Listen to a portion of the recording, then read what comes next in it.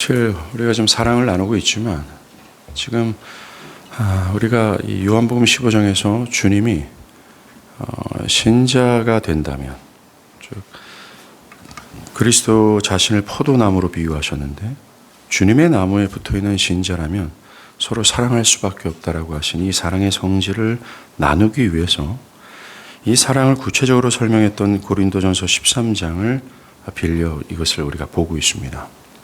지금까지 우리는 사랑이 많은 선한 열매를 맺게 하고 탁월한 행동을 유발케 한다는 것을 들었습니다. 오늘도 바울은 사랑이 유발케 하는 탁월한 행실을 이야기합니다.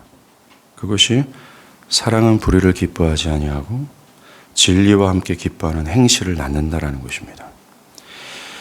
오늘 요한복음 15장의 본문을 적용하면 주님께 택함을 받아 주님의 나무에 접붙임을 받은 가지가 된 모든 신자들은 어김없이 모든 불의를 반대하고 진리를 따라 사는 거룩한 행실이 있을 수밖에 없다라는 것이죠.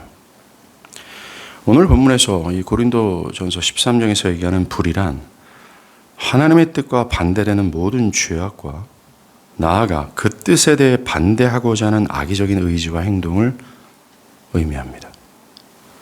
또 진리가 있죠. 이 진리란 단어는 성경에서 다양하게 사용이 됐는데 첫 번째는 신앙의 교리, 가르침을 뜻합니다. 그리고 교리를 아는 지식을 표현하기도 하죠. 어떤 때는 진실과 정직을 의미하기도 합니다. 또 모든 선한 행실과 거룩함을 포함하여 진리라고 말하기도 합니다. 또 지식과 일치하는 삶과 행동을 의미하는 경우도 있습니다. 이 모든 것을 종합해서 진리를 정의하면 단순히 기독교의 참된 교리를 넘어서서 그것을 진실하고도 정직하게 따르는 실천적인 행실까지를 의미하는 겁니다. 진리가. 이것을 근거로 오늘 본문을 해석하면 참된 신자에게 나타나는 이 필연적인 은혜의 정서, 이 사랑은 소극적으로는 하나님의 말씀과 충돌되는 모든 지식과 그 잘못된 지식을 따르는 불의를 미워하고 적극적으로는 하나님의 말씀을 사랑하고 그 말씀을 실제적으로 실천하는 삶과 신앙을 유발케 한다는 것입니다. 사랑은 진리를 알아듣고 이해하며 나아가 따르고 싶어하는 의지를 유발케 하고 결국 진리를 따른다라는 것이고 하나님의 말씀과 반대되는 것을 분별하고 그것을 수용하기를 원치 않는다고 또 거부한다라는 것입니다. 여기서 사랑을 여러분들 사람들이 일반적인 모든 보편적인 사람들이 생각하는 사랑의 개념 하나의 감정의 정서 하나만으로 이해해서는 안 됩니다. 요한복음 15장이나 고린도전서 13장에서 언급하는 이 사랑은 기독교 신앙의 총합을 의미해요. 구원받은 신자에게 나타나는 매우 핵심적인 정서이며 믿음에 포함되는 가장 중심적인 본질이 바로 이 사랑입니다. 예. 신앙의 모든 총체적인 정서라고 말하는 이 사랑은 불의를 미워합니다. 진리를 알아듣고 진리를 이해하며 진리를 수용하고 그 진리를 따라 진실하게 행동하고자 하는 것까지 나아간다는 것입니다. 이 오늘 말씀은 진리에 대해서 내가 어떤 태도를 갖는가를 도전합니다.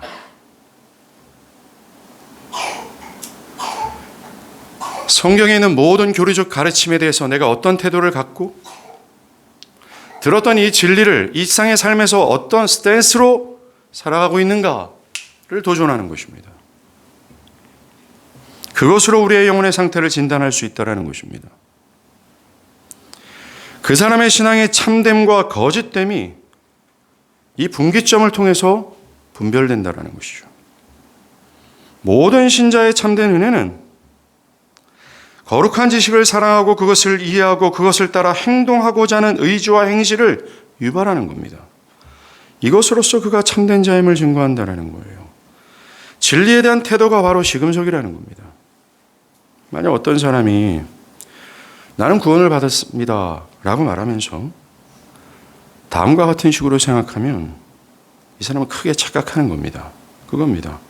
구원의 은혜가 마음에만 머물러 있을 뿐 한 사람의 행동에 영향을 끼칠 만큼 그 전인격에 영향을 주지 못한다라고 말하든가, 또는 은혜가 주는 변화는 은혜 받기 전에 상태보다는 낫기는 하지만 외적인 생활에 영향을 주어 한 사람을 총체적으로 개혁하기는 어렵다 라고 생각한다면 성경을 모르고 하는 소리입니다.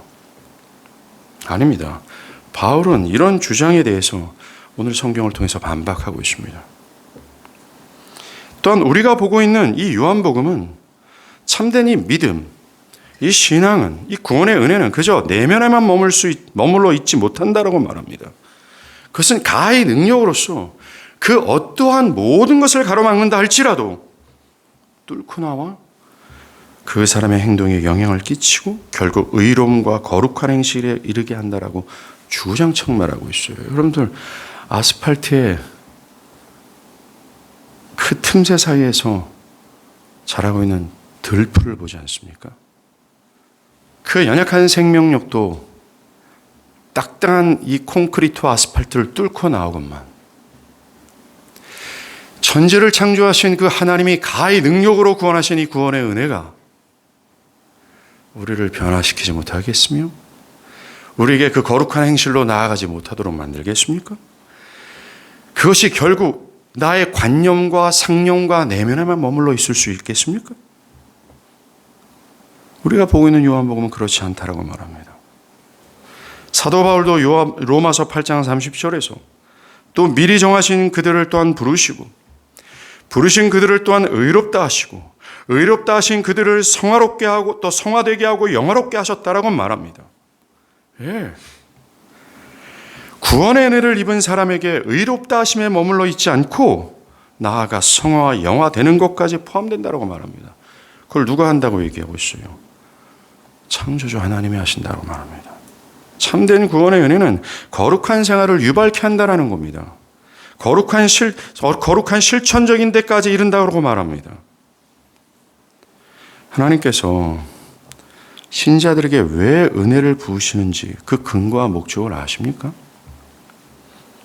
그것의 근거는 하나님께서 그들을 선택하셨기 때문입니다. 그리고 선택의 목적이 바로 신자들로 하여금 거룩한 행실로 살아가도록 하시는 것이에요. 반대로 말하면 신자들의 거룩한 행실이 그들이 선택을 받은 이유나 근거가 되지 못한다는 겁니다. 알미니안 사상은 사람들의 거룩한 행실이 선택의 근거가 된다고 말합니다.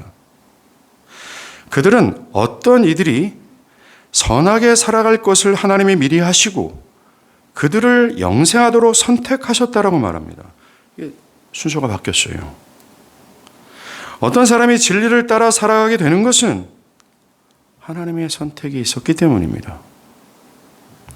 하나님께서 거룩하게 될 것을 미리 하시고 선택한 것이 아니라 그들을 선하고 거룩하게 하시려고 선택하신 것 때문입니다.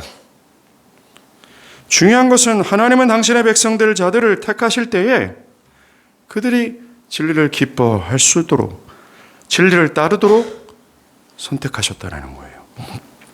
에베소 2장 10절에 우리는 그의 만드신 바라 그리스도 예수 안에서 선한 일을 하여 지으심을 받은 자이니 이 일은 하나님이 전에 예비하사 우리로 그 가운데 행하게 하려 하심이다라고 말합니다. 선택의 목적이 거룩한 행실이라고 말합니다. 에베소 1장 45절 곧 창세전에 그리스도 예수 안에서 우리를 택하사 우리로 사랑 안에서 그 앞에 거룩하고 흠이 없게 하시려고 예정하사 라고 말하지 않습니까? 예정, 곧 선택의 목적이 거룩한 행실, 실천에 있다라고 말합니다. 요한복음 15장에서도 우리가 읽은 본문이죠. 내가 너희를 택하여 세웠나니 이는 택한 이유와 목적을 말씀하십니다. 너희로 가서 열매를 맺게 하고 또 너희 열매가 항상 있게 하여 내 이름으로 아버지께 무엇을 구하든지 다 받게 하라 합니다. 우리를 택하신 목적이 열매를 있게 하기 위함이다 라고 말합니다. 예, 이처럼 하나님의 선택하심은 하나님의 백성들이 은혜를 받는 가장 우선적인 근거입니다. 그리고 그 택하심의 목적은 그들로 말미암아 불의를 미워하고 진리를 사랑함으로 진리를 따르는 이 실천적인 거룩한 행실에 있다라고 말합니다. 그러하기에 구원의 은혜를 입은 모든 신자에게 나타나는 열매는 이거일 수밖에 없다라는 겁니다. 모든 구원의 시작이라는 이 택함을 받은 모든 신자들은 불의를 미워하고 진리를 기뻐하고 진리를 따르는 실천적인 행실이 나타날 수밖에 없음을 성경은 못 받고 있습니다. 또 신자가 진리를 사랑하고 진리를 따라 거룩한 행실이 있을 수밖에 없는 두 번째 근거는 바로 그리스도의 구속에 있어요. 그리스도께서 죽음으로 우리를 구원하신 목적이 바로 신자들로 하여금 진리를 기뻐하고 진리를 따르는 거룩한 행실로 살아가도록 하기 위함이었습니다. 주님의 죽음은 자기 백성들을 진리를 기뻐하여 진리를 따라 사는 거룩한 삶을 살도록 하기 위한 조치였어요. 주님은 이것을 친히 말씀하셨습니다. 요한복음 17장 19절에 또 그들을 위하여 내가 나를 거룩하게 하오니 라고 말합니다. 그리스도께서 스스로를 거룩하게 한다는 말이 뭘까요? 결론적으로 말하면 하나님의 진리에, 하나님 아버지의 진리에 순종한다는 겁니다. 하나님의 진리가 뭡니까? 곧 십자가에서 죽으라는 그분의 명령이에요. 태초전에 하나님께서 택하신 모든 백성들의 죄를 구속하는 그의 죽음을 뜻합니다. 내가 나를 거룩하게 하오니 이는 왜 내가 십자가에서 죽는지 아느냐? 그들로 진리로 거룩함을 얻게 하려 함이다라고 말합니다. 그리스도의 죽음은 우리가 거룩한 행실로 살아가도록 하기 위한 조치였다라는 겁니다. 주님은 불의를 기뻐하고 진리를 따르려 하지 않고 따르지도 못하는 허물과 죄로 죽은 자를 죽은 이 택하신 백성들을 당신의 죽음으로 구속하시오 그들이 진리로 거룩한 행실을 살아가도록 은혜를 확보하셨어요. 그래서 그들이 거룩한 삶을 살게 하신 겁니다. 아니, 거룩한 삶을 살아갈 수밖에 없도록 하신 겁니다. 당신의 죽음으로 인하여 악한 행실에서 그들을 구원해 내시오 그들의 삶이 거룩하고 책망할 것이 없는 사람이 되게 하셨다라는 거예요. 바울도 말합니다. 골로새서 1장 21절 22절 전에 악한 행실로 멀리 떠나 마음으로 원수되었던 너희를 이라고 말합니다. 전에 우리는 선한 행실을 보일 수 없었습니다. 거룩한 행실을 나타내 보일 수 없었습니다. 진리를 기뻐할 수가 없었습니다. 진리를 따를 수가 없었습니다. 그런데 이제는 그의 육체의 죽음으로 말미암아 이게 뭐예요? 십자가의 죽음이에요. 화목하게 하사 너희를 거룩하고 흠이 없고 책망할 것이 없는 자로 그 앞에 세웠다라고 말합니다. 디도서 2장 14절 우리를 속량하시고 우리를 깨끗하게 하사 선한 일을 열심히 하는 자기 백성이 되게 하려 하십니다라고 말합니다. 그리스도의 구속의 목적을 밝히잖아요. 그리스도가 왜 죽었냐라는 겁니다. 그리스도가 왜 그런 비참하고 저주스러운 고난과 죽음을 그 십자가에서 자기 육체 전체를 갈기갈기 찢김을 받은 그 근본적인 목적이 뭐냐고 말하고 있는 겁니다. 사도 바울뿐만 아니라 서신서, 복음서 전체는 그 목적이 우리의 거룩한 실천에 있다라고 말하고 있어요. 거룩한 행실에 있다라고 말합니다. 진리에 순종하는 것에 있다라고 말하고 있어요. 고린도후서 5장 15절에 모든 사람을 대신하여 죽으심은 살아있는 자들로 하여금 다시는 그들 자신을 위해 살지 않고 오직 그들을 대신하여 죽었다가 다시 살아나신 이를 위하여 살게 하랍니다라고 말합니다. 히브리서 9장 14절에 그리스도의 피로 양심을 죽은 행실에서 깨끗하게 하고 살아계신 하나님을 섬기게 했다라고 말합니다. 이렇게 성경 곳곳에서 그리스도의 그 고귀한 죽음의 목적이 구원받은 신자들로 하여금 거룩한 삶을 살아가도록 하는 것이었어요. 그것을 확실히 밝힙니다. 거룩, 뭐라 그랬습니까? 진리의 말씀에 순종하고 복종하는 거라고 말했습니다. 주님은 이러한 목적으로 죽으셨어요. 여러분들, 그의 죽음이 매우 처참하고 저주스러움을 볼 때 구원의 은혜를 받은 자들이 진리를 따라 거룩한 삶을 살아가는 것을 향한 하나님 아버지와 우리 주 예수 그리스도의 소원이 얼마나 간절한지를 충분히 엿볼 수 있지 않습니까? 구원받은 신자들이 그 거룩한 삶, 진리에 복종하는 삶, 그 실천적인 행실을 살아가는 것에 대한 그 하나님 아버지와 예수 그리스도의 그 강렬한 소원이 얼만큼 연락의 큰지를 그의 죽으심을 보면서 우리가 볼 수 있지 않아요? 이 거룩한 신천, 하나님의 진리에 복종하는 이것이 우스운 것입니까? 해도 되고 안 해도 되는 것처럼 여겨집니까? 십자가 앞에서 과연 그렇게 우리가 생각할 수 있을까요? 그리스도의 처참한 죽음의 목적을 우리가 전하는 하나님의 말씀 앞에서 우리가 그러한 태도로 살아갈 수 있겠습니까? 예수 그리스도는 십자가의 그 치열한 고난 가운데서 미래에 있게 될 구원받은 시자들의 그 거룩한 행실을 내다보며 인내하셨어요. 그리고 그 모든 것을 다 소진하기까지 그 열망을 멈추지 않았습니다. 이 사실 앞에서 그 어떤 사람이 구원의 은혜요? 그는 마음에만 머물러 있을 뿐 굳이 그렇게까지 급진적이고 과격하게 진리에 복종하는 것? 그렇게 할 필요 없습니다. 그렇게까지 살지 않아도 됩니다. 라고 말한다면 그 말은 미친 소리가 분명히 맞습니다. 이것은 그리스도의 죽음을 헛되이 하는 죄악이 분명히 맞습니다. 이 성경이 말하고 강력하게 말하고 있는 이 하나님의 진리를 거절하는 아담이 지은 죄의 반역과 마찬가지입니다. 여러분들, 이 주장이 단지 신약 성경의 주장인 것만 같습니까? 아니에요. 여러분, 구약의 중심을 차지하는 것이 출애굽한 이스라엘 백성들입니다. 이 출애굽한 이스라엘 백성들, 구속을 받은 하나님의 은혜로 건짐을 받은 하나님 백성들을 향한 하나님의 간절한 바람 또한 뭐였어요? 그들이 모든 율법에 복종하는 거룩한 행실 아니었습니까? 즉 불의를 반대하고 하나님의 진리를 이해하고 하나님의 진리를 따라 사는 거룩한 행실이었어요. 우리는 명심해야 돼요. 그리스도의 구속과 하나님께서 그 엄청난 희생을 지불하면서까지 우리를 구속하신 그 궁극적인 목적이 무엇인지를 이 성경 구절구절을 통해서 우리는 인정해야 된다는 겁니다. 먼저 인정하십시오. 여러분들이 이것이 받아들이든 설득되어진 상관없습니다.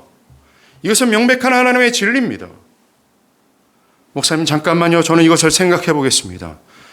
누가 여러분들께 생각해 보라고 하나님의 그 영광스럽고 크고 위대하신 하나님의 말씀을 선언하고 계시하는 것 같습니까? 이 하나님의 말씀을 우리는 생각의 여지를 주지 않습니다. 우리는 오늘날 철저하게 인간 중심적 삶을 살아가고 심지어 기독교라는 영역 안에서도 하나님을 낮추고 인간을 높임으로 말미암아 이 계시를 받아들이는 주체가 나 자신이요.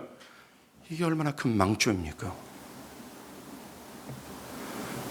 우리는 이 구절구절 앞에서 우리의 모든 중심을 왁스처럼 녹이고 우리가 해야 될 터는 마땅히 받아들이는 것밖에 없어요. 이것이 바로 교회이고 이것이 바로 기독교입니다.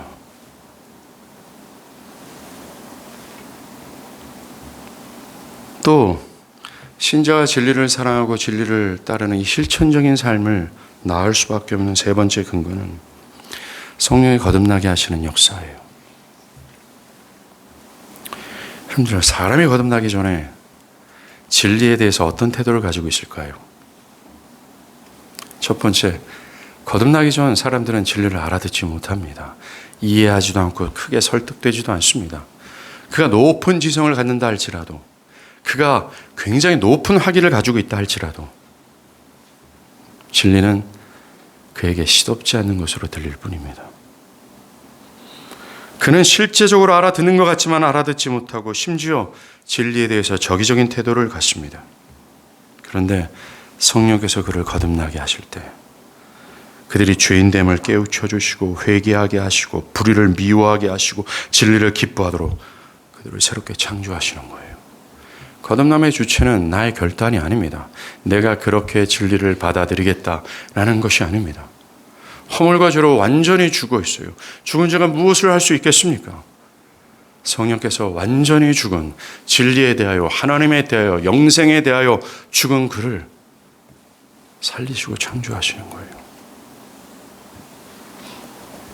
진리에 대해 적의적인 마음을 가진 자가 진리를 사랑하게 되는 이 역사, 거듭남입니다. 여러분들, 그것이 에스겔 36장 새 언약 속에서 보여주잖아요.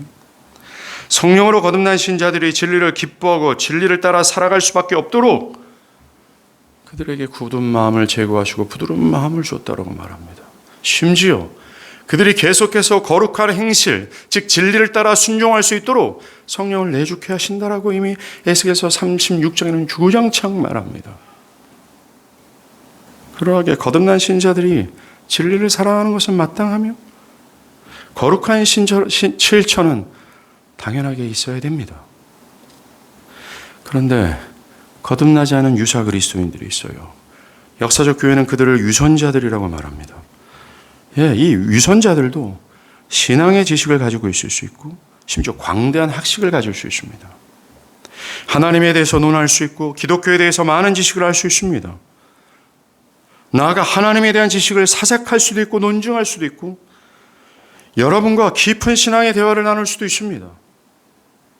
그런데 그들의 지식은 그저 지식에만 그칠 뿐 실제적인 실천으로 나아가지 못해요.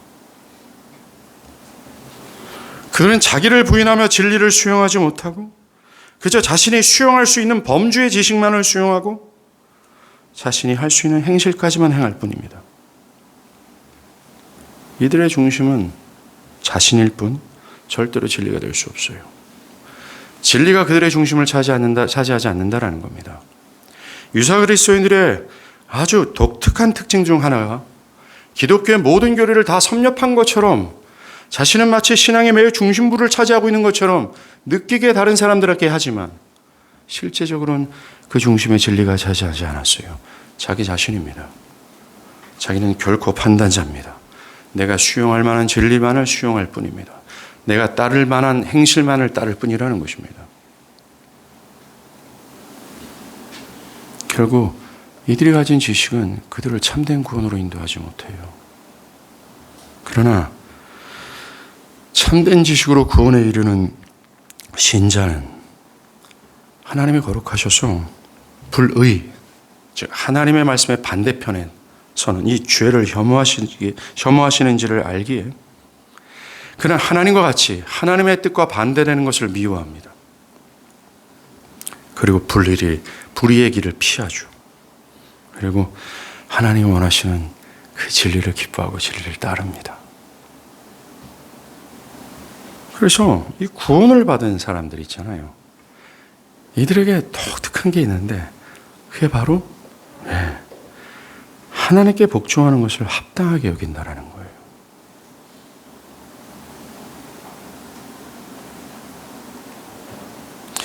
여러분들, 이 진리에 복종한다, 진리를 따른다. 이것은 단순히 성경의 도덕적인 몇 가지 중 하나를 따르는 것을 의미하는 거 아닙니다.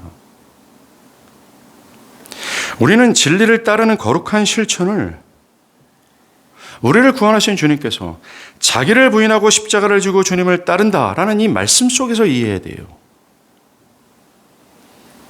지금 몇 가지 선한 일을 실천하는 정도가 아니라 나의 신념과 견해와 의지와 성향과 물질과 시간과 현재와 미래를 부인해야만 따를 수 있는 수준의 실천으로 이해해야 된다는 거예요. 진리를 따를 때 따라오는 핍박과 환난과 비바람을 맞아가며 따르는 것으로 이해해야 된다는 겁니다. 이 로이드 존스 목사님이 에베소 강의에서 만약 내가 현재의 삶에서 진리로 인해 환난과 핍박이 없다면 과연 내가 참된 신자인지를 돌아봐야 된다고 도전했거든요. 그가 이렇게 말한 이유는 이 세상에서 신자들에게 있는 이 신앙의 정서인 사랑은 불의를 미워하고 진리를 따르게 될 때 충돌이 있다라는 겁니다. 이 세상이 순순히 우리가 진리의 길을 걷는 것을 권망하지 않는다라고 말하고 있어요. 이 세상 전체의 흐름이 하나님의 뜻과 반대로 흐르고 있다라고 얘기합니다. 우리는 그것을 거슬러야 된다라고 얘기하죠. 사람들의 조롱을, 나의 삶의 손해를, 환난과 핍박을 말입니다. 자기를 포기하지 않으면 결코 이 진리를 따를 수 없다라는 것이 바로 이 얘기입니다. 진리를 따른다라는 얘기예요. 그러하게 성령께서 내 옛 자, 나 진리 안 따라갈 겁니다. 진리에 대해서 적의적인 태도를 갖고 있는 내 옛 자아를 그 성령께서 산산히 부수시고 성령께서 새 마음을 심지 않고서는, 즉 거듭나지 않고서는 불가능해요. 성경에서 말하는 이 실천적인 거룩한 행실 있잖아요. 이것은 가벼운 실천이 아닙니다. 2주 전에 한동수 교수님께서 와서 얘기했던 무거운 믿음처럼 무거운 실천이 맞습니다. 문제는 우리의 죄성이에요. 우리의 죄성은 은근히 이 진리를 알건만 이 진리를 부인하고 싶어 합니다. 현실에서 불의를 대적하고 진리를 따른다고 한다면 삶에 손해가 올 경우가 있어요. 때로는 좋은 결혼 조건을 포기해야 되고 또는 직장을 포기해야 되고 사람들과 불화할 수도 있고 심지어 사랑하는 가족과 원수가 될 수 있습니다. 문제는 이때 우리의 죄성은 관용이라는 변명 아래 타협을 포장해서 경건의 모양의 충분성을 느끼고 실천적이며 실제적인 경건의 능력을 은근히 부인하고자 합니다. 특별히 삶이 공고해지고 자신의 삶에서 진리를 따를 경우에 불리한 상황이 오게 되면 이 죄된 본성은 매우 재빠르게 우리를 사로잡고 이 귀한 진리를 부인하고 이 거룩한 실천을 양보하고자 합니다. 심지어 결국 굳이 그렇게까지 할 필요가 있습니까? 전쟁에서 실패하게 하죠. 사랑하는 여러분, 아까도 제가 말씀드린 바처럼 이 성경의 진리 앞에 진리만은 부인하지 마십시오. 여러분들이 따라가고 따라가지 않는 이 부분이 있기 전에 그것은 2차적인 것으로서 이 진리만은 부인하지 마십시오. 여러분들이 따라가지 못한다고 해서 이 진리를 부인하지는 마십시오. 이 엄중하고 거룩하신 하나님의 말씀을 부인하는 지경까지 이르지는 마십시오.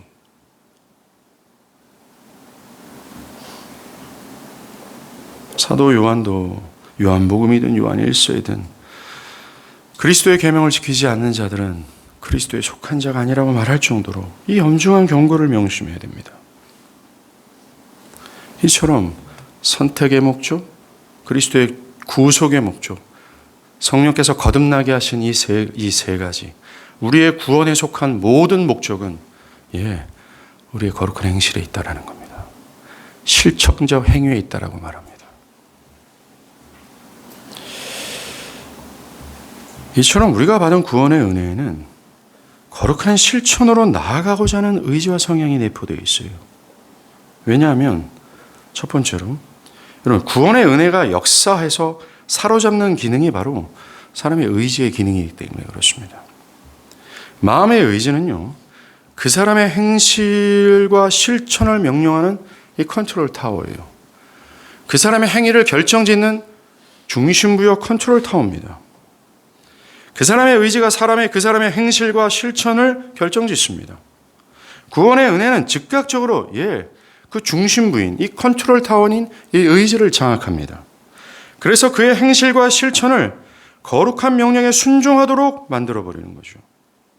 이게 기독교 은혜가 실제적 실천을 유발케 한다는 근거입니다. 그 누구도 예외 없이 그 사람의 행동은 의지의 명령을 따르는 거예요. 우리가 어떤 사람의 행동을 볼 때 그것이 그 사람의 의지, 그 마음의 중심이 그것을 유발케 했다라고 봐야 합니다. 그러므로 사람의 삶 전체는 의지의 통제를 받고 의지의 기능의 결과라는 겁니다. 사람의 내면이든 행동이든 그것의 의지에 복종한 결과라는 거예요. 의지는 실천의 셈과 같습니다. 그러하게 참된 은혜가 이 중심, 이 의지의 기능을 사로잡는다면 필연적으로 나타나는 결과가 뭘까요? 거룩한 행실입니다. 거룩한 판단과 결정이라는 거죠. 오늘의 본문의 말씀처럼 불의, 즉 진리를 반대하는 모든 거짓을 미워하고 진리를 기뻐하는 쪽으로 기울어질 수밖에 없다는 겁니다. 둘째로 기독교회가 실천적인 성향을 가지는 이유는 여러분들 은혜라는 말을 다르게 번역을 하면 거룩한 행실의 원리라고 할 수 있습니다. 구원의 은혜가 우리에게 올 때 그 은혜와 함께 말입니다. 우리에게 기존에 있지 않았던 은혜의 새로운 원리가 들어와요. 이게 로마서에서 5장, 6장에서 바울이 말하고자 했던 핵심입니다. 그리스도와 연합하여 우리가 죽고 그리스도와 연합하여 새롭게 부활케 한 이유가 뭔지 아냐? 새 생명 가운데 살아가게 하십니다 라고 말합니다. 그 새 생명, 새로운 원리라는 거예요. 여러분, 죄의 원리는 죄의 행동을 유발케 하죠. 은혜의 원리는 은혜로운 행실, 은혜로운 행동을 유발케 합니다. 이와 같이 은혜의 원리라는 이 거룩한 뿌리를 가지고 있다면 은혜의 행실은 당연한 수순이에요. 셋째로, 기독교의 은혜가 이 실천적인 성향을 가지는 이유는 기독교의 은혜가 참되면서도 실질적인 것이기 때문에 그렇습니다. 여러분, 기독교의 은혜가 그저 그림자나 껍데기만이라면 아무것도 아닙니다. 그러나 기독교의 은혜는 실제적이게 어떤 효력을 발생케 합니다. 그럴듯한 경건의 모양만 갖춘 모조적인 은혜는 아무리 위대해 보인다 할지라도 효력을 내지 못합니다. 진리를 기뻐하지 못하고 그것을 따르는 실천적이고 거룩한 삶은 없습니다. 그러나 기독교의 은혜는 매우 실제적이게 실천을 낳는 효력을 발휘해요. 기독교 은혜는 어떤 상념이나 철학적 지식이 아닙니다. 온 천지를 창조하신 하나님으로부터 발생되어진 능력이에요. 단순히 서로 담론을 나누는 정도가 아닙니다. 삶의 지혜 정도의 수준이 아닙니다. 진지한 대화의 주제 정도가 아닙니다. 기독교의 은혜는 모든 것을 변화시키고 이끌 수 있는 능력이에요. 그것이 가능한 이유는 그 은혜의 변화와 효력을 유발케 하는 분이 하나님이시기 때문입니다. 그러하기에 기독교의 은혜는 변화뿐만 아니라 거룩한 실천, 행실을 유발케 해요. 거룩한 실천을 할 수 없는 상황에서도 거룩한 실천을 하게 합니다. 그 주체가 하나님이시기 때문에 그래요. 이것이 뻔한 성경의 주장임에도 불구하고 사람들은 경건의 모양으로 충분하다라고 말합니다. 비바람을 맞아가며 주님을 따르는 것은 과격하고 열광주의적 신앙이라고 치부하죠. 정말 이 경건의 능력을 부인하는 풍토가 가득합니다. 오늘날 교회 안에 있는 아주 많은 사람들은 진리를 자신의 견해, 정신, 현재와 미래를 부인할 만큼 진리를 기뻐할 필요가 없고 그 진리를 따라 비바람을 맞아가면서 실제적으로 따르는 것을 애써 부인하고자 합니다. 이런 풍토와 대세를 이루고 그렇게 하는 것은 매우 급진적이야 라고 생각합니다. 이러한 풍토 속에서 자, 한번 보세요. 거룩한 행실, 거룩한 삶을 볼 수 있습니까? 저는 단순히 사회가 인정하는 도덕적인 삶을 이야기하는 것이 아닙니다. 성경에 말하는 거룩, 즉 하나님의 말씀의 뜻을 분별하여 알고 세세히 더 알고자 하여 모든 삶의 행동과 선택과 결정이 여기에 맞춰주는 거예요. 그것을 거룩이라고 합니다. 그것을 행하는 것을 거룩한 행실이라고 말합니다.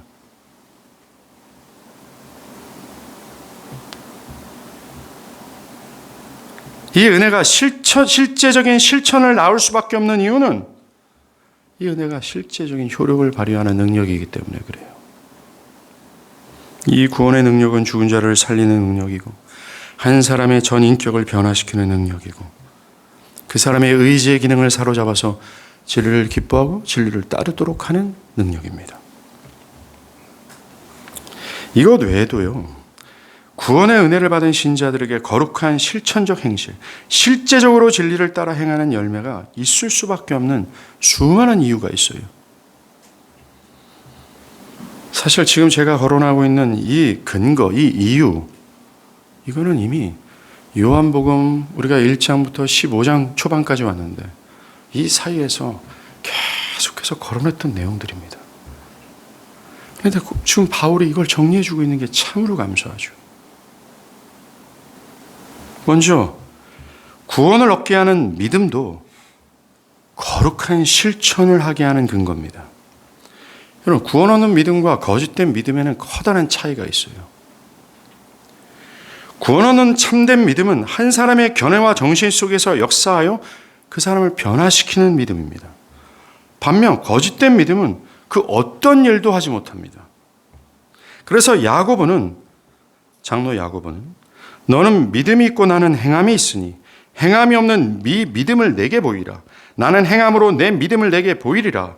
고 말하면서 참된 믿음은 행함을 얻는 믿음이라고 확고히 했어요. 구체적으로 볼까요? 이 구원 얻는 믿음 안에 있는 확신은 말입니다.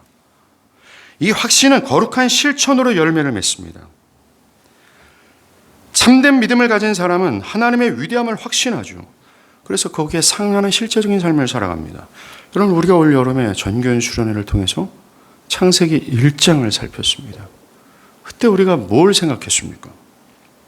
만약 우리가 창세기 1장에서 계시되는 창조의 하나님을 바르게 이해하고 확신한다면 거기에 상응하는 우리의 내면과 삶의 태도가 있을 거예요. 변화가 있을 것이고 행동이 있을 것이라는 겁니다. 창조의 하나님에 대한 이해와 그 하나님이 나와 관계되어 있다는 사실을 확신할 때 이 확신은 자연스럽게 그것에 상응하는 분명한 실천적인 거룩한 행실을 낳게 됩니다. 그럴 수밖에 없을 정도로 확신은 실천을 낳죠. 왜요? 사람의 본성은 어떤 것을 확신하는 것에 따라 행동하기 때문에 그렇습니다. 이와 같은 논리로 사람들이 복음이 말하는 영원한 나라, 구세주를 확신하게 된다면 이 영원한 나라, 구원을 얻는 것에 일치한 행동을 하게 될 겁니다.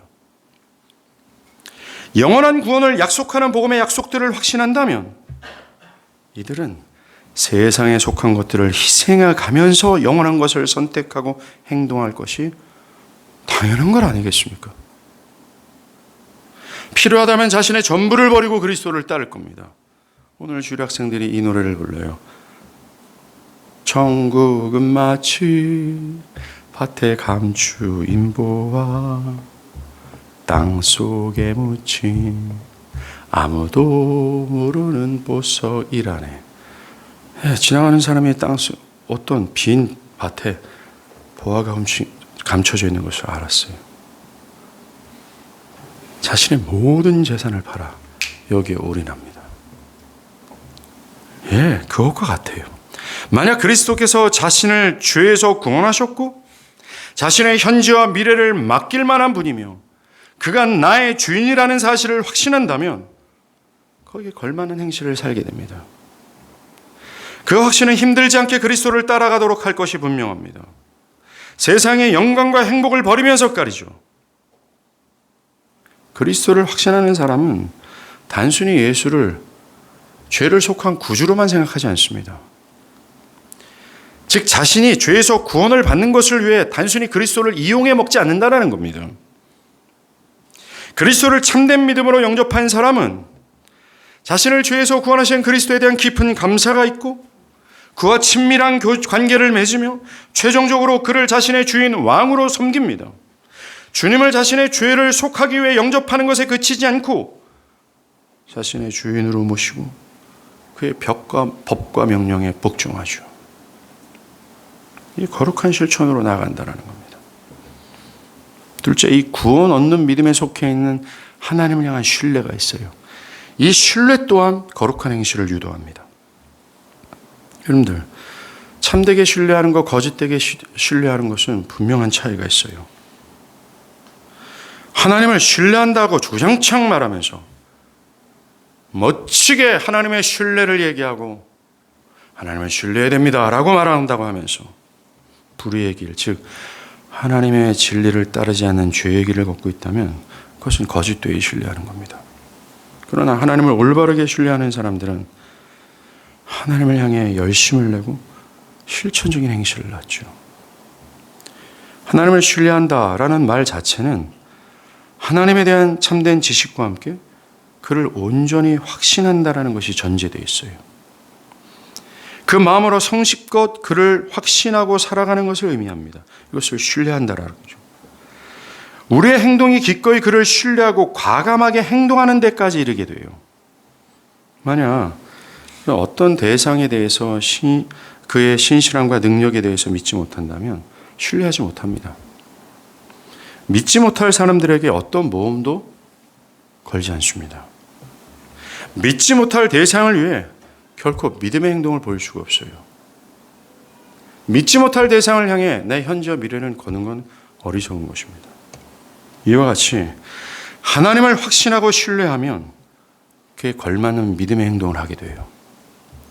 필요하다면 어떤 난관도 겪을 각오가 되어 있습니다. 하나님을 신뢰하면 자신에게 어려운 일이라 할지라도 불사하고 하나님을 따를 준비가 되어 있습니다. 또 하나님은 당신을 신뢰하고 따르는 당신의 백성들이 그러한 믿음의 행동으로 손해보도록 내버려 두지 않는다라고 약속하셨거든요. 그 하나님을 신뢰하는 사람들은 그 약속마저도 신뢰하며 불의와 타협하지 않고 위험을 무릅쓰고 하나님을 따릅니다. 그런 행동을 유발한다라는 거죠. 하나님의 약속을 믿고 모험을 감행합니다. 하나님을 신뢰하기에 두려워하지 않습니다. 우리가 하나님을 신뢰하면 주님을 위해 수고하고 싸우고 고난을 감수하며 주님의 일로 받을 비방을 예상하고도 두려워하지 않을 것입니다. 여러분들, 우리 주님께서도 우리가 그 거룩한 실천, 하나님을 신뢰함으로 말미암아 모험을 감행하고 모든 두려움과 조롱을 거스르면서까지 손해를 보면서까지 주님을 따른다고 할 때 주님은 약속하셨어요. 너희가 손해보는 그 몇 배를 내가 보상할 것이다 라고 약속했습니다.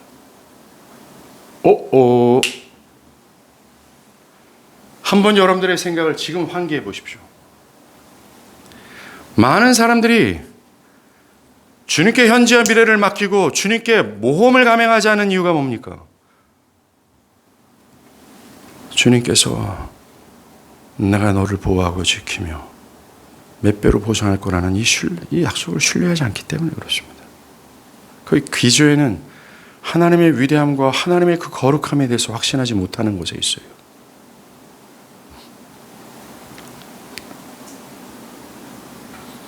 왜 하나님께서 당신의 백성들이 당신을 신뢰함으로 말미암아 불의를 잘라내고 하나님의 진리를 따르는 것으로 인해서 고통스럽고 또 비바람을 맞아가면서 따를 때에 왜 선하시고 거룩하시고 아들을 주시기까지 당신의 백성들을 그렇게까지 사랑하시는 주께서 그에게 상을 베풀 거라는 생각을 왜 못합니까? 왜 하나님이 그 인격적인 하나님이라는 사실을 왜 기억 못합니까? 하나님이 그냥 백화점에 걸려있는 상품 정도입니까? 하나님은 인격이 없는 무심한 사람처럼 여러분들을 느끼고 있습니까? 고약한 신으로서 내가 수고해야 겨우 조금의 상을 베푸는 그 정도의 신으로 여기고 있습니까? 하나님은 그러한 분이 아닙니다. 하나님은 우리에게 아들을 주시기까지 그 아들께서는 우리를 대신해서 우리가 받아야 될 형벌을 몸소 받고 십자가에서 머리부터 발끝까지 갈기갈기 찢고 아작날 때까지 우리를 사랑하셨어요. 그리고 그 사랑하시는 주님은 여전히 그 약속 안에서 우리에게 이러한 당신을 신뢰하고 따르는 자들에게 수없이 은혜의 약속을 주고 있습니다. 무엇이 두렵겠습니까? 무엇을 근심할 수 있겠습니까?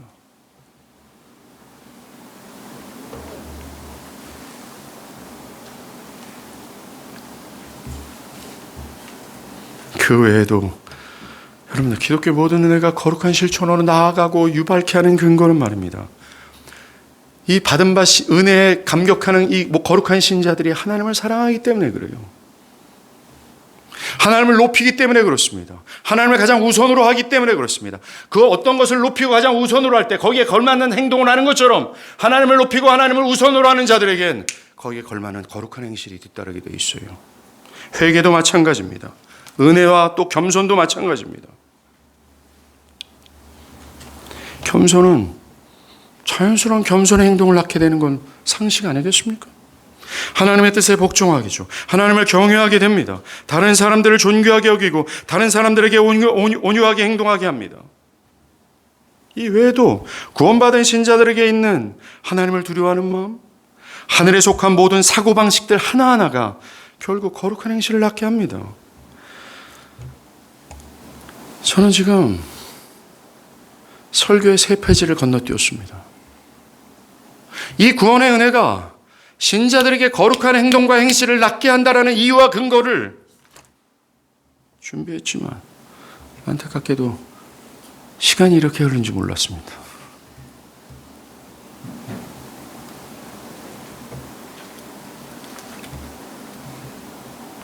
여러분들, 우리는 가장 먼저 기억해야 될 것은 성경이 말하는 것입니다. 사랑하는 여러분, 여러분들이 가장 먼저 직면해야 될 것은 성경이 말하는 것입니다. 김영철 목사가 말하는 것이 아닙니다.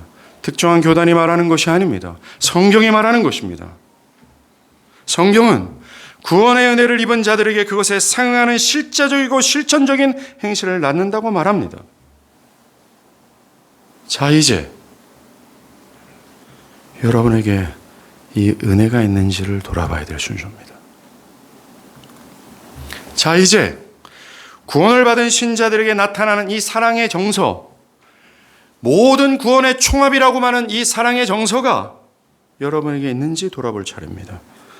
과연 나에게 실천적이고 능동적인 거룩한 행실이 있는가?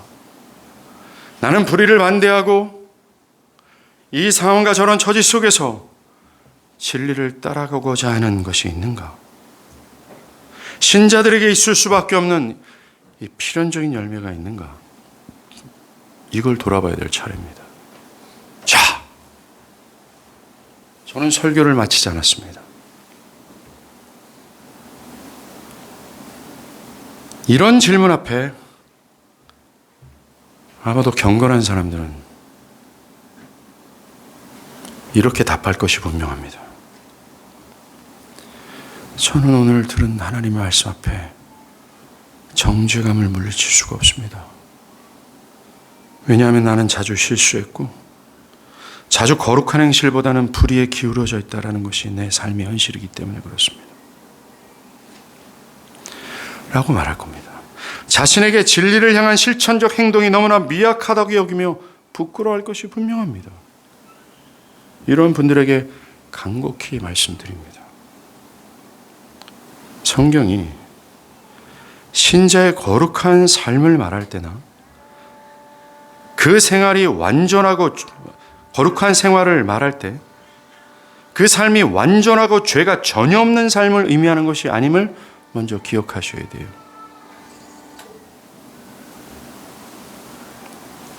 우리가 맞닥뜨리는 실수가 바로 이겁니다.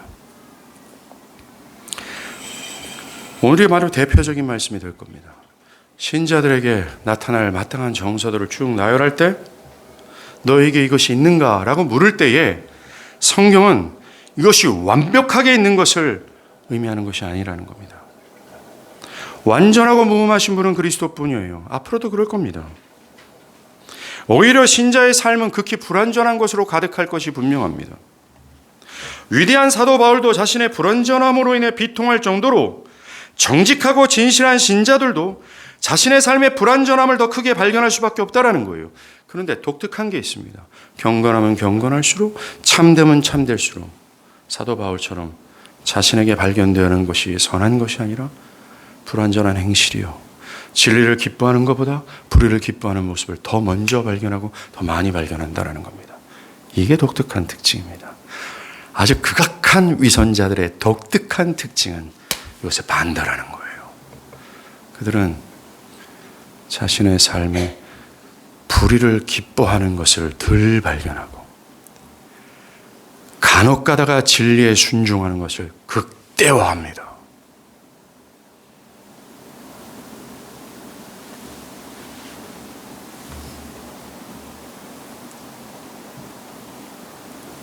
이런 차이를 분별하며 말씀을 들으십시오. 저는 여러분에게 자신의 삶이 불완전하고 실천한 것이 부족하다 하더라도 거룩한 실천의 성향을 가진 은혜의 증거가 있는지를 먼저 보라는 거예요.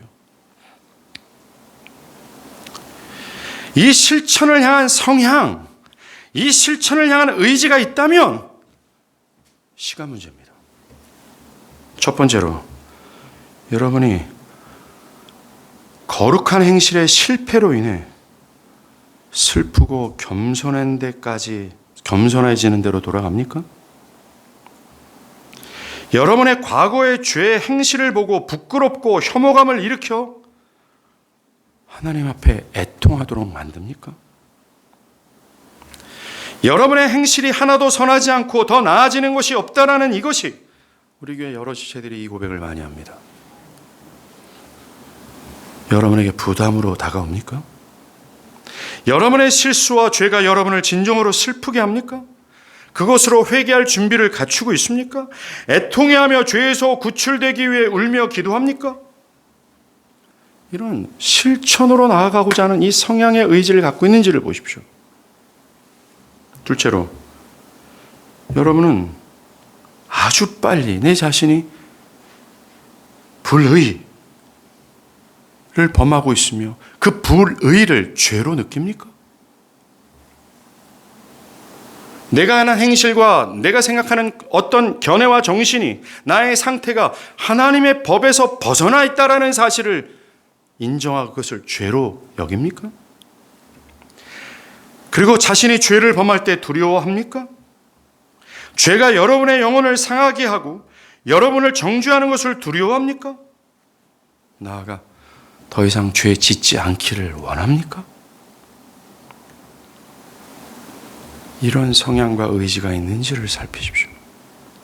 셋째로, 여러분은 진리를 따라 살아가는 것을 즐거워합니까? 진리가 사랑스럽고 그것을 따르는 것이 여러분에게 기쁨이 됩니까? 자기를 기꺼이 부인하고 주님의 뒤를 기꺼이 따르고자 하는 의사가 있습니까? 주님을 뒤따르는 목적이 다른 사람에게 자신을 과시하려는 것이 아니라 가난한 마음을 가지고 주님을 따르고자 하는 것이 있는지, 그런 성향과 의지가 있는지를 한번 보십시오. 마지막으로, 여러분들 정말 거룩한 행실을 살아가고자 애쓰고 있습니까? 총력을 기울입니까? 때로는 나도 진리에 순종하는 것을 하고 싶지만 때로는 힘이 붙여서 하나님의 도움을 구하고 있습니까? 주기도문에서 주님은 그렇게 기도하라고 얘기했습니까? 했습니다. 무엇보다 여러분이 따라야 될 진리를 알고 있습니까? 진리를 알고자 애쓰고 있습니까? 만약 이 은혜의 증거들, 이런 은혜스러운 성향과 의지가 있다면 지나치게 실망하지 마십시오. 무슨 마귀가 여러분들을 저 불행의 구렁텅이로 떨어뜨리는 좋은 수단이 될 수 있습니다.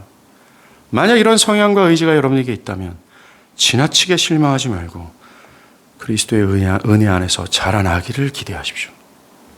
비록 여러분이 넘어지고 실수한다 할지라도 하나님은 자비 속에서 여러분을 다시 일으키시고 다시 진리의 길을 걷게 하실 것이 분명합니다. 왜요? 여러분 안에 착한 일이 시작되어 있기 때문에 그렇습니다. 여러분 안에 이 착한 일을 시작하신 이가 그리스도의 날까지 이루실 겁니다. 지난주 우리 부목사님이 설교하신 것처럼 주께서 우리를 책망할 것이 없는 자로 끝까지 견고하게 하실 것을 믿고 나가길 바라요. 이 소망을 이와 같은 말씀 앞에서 붙들어야 합니다.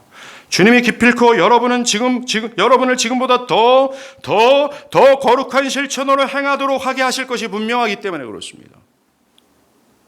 그리고 거룩한 실천으로 인해 비바람을 맞을 경우에 당신의 백성들을 손해보도록 그저 관망치 않는다.